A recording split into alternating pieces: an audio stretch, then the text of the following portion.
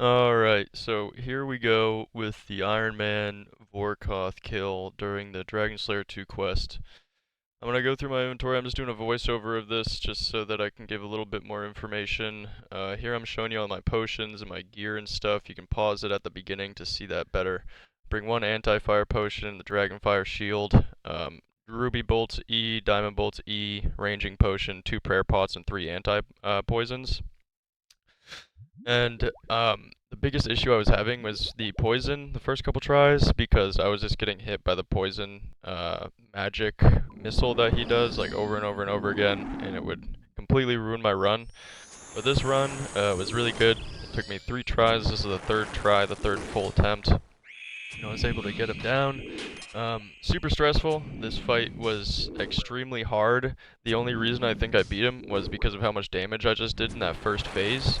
I took around a quarter of his health, if not a third of his health, in the first minute of this, which is just absolutely insane. The luck on that is really, really good. That's the Ruby Bolts E doing the job there. But if you don't get this lucky like I did, be prepared to teleport out when you're running out of supplies, or if you think that you can't make the connection with what you're working with, then definitely run and just try again. I highly recommend getting the run you need to be able to complete this, because I did get extremely lucky here. I'm not going to go over the mechanics because, to be completely honest, I think the Vorkath fight mechanically is extremely easy. The most important thing here for Ironmen like me is sipping on the venom. So every time you see he spits that venom, I instantly sip my super anti-poison. Now, I've read on the internet that people will wait until the venom starts to hit 10 to 12 on the ticks, and then you sip.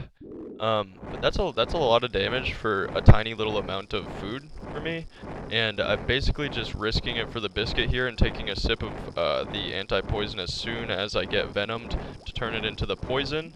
And I only ever double sip off the poison after the venom if I'm really struggling for health, and I think that only happens one time in this video. And I'm just going to let this kill play so you guys can see my trials and tribulations of the whole entire kill here. Towards the end of the fight, I was getting extremely stressed out because just how close it was coming down to. I think I had 2 pieces of food left, no prayer pots. I even had to switch my my quick prayers from what were they? We had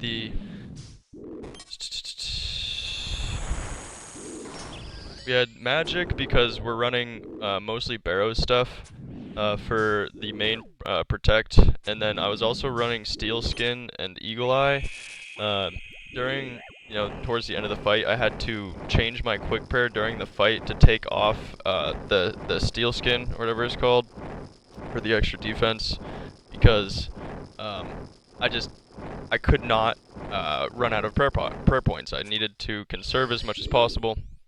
And if you're better than I am, then you can flick this fight because it really isn't that hard. You can be standing still for a while, and flicking will be extremely helpful if you're confident and able to do that. But here I didn't, to 1, prove that it can be done, and 2, because I'm not that good. So,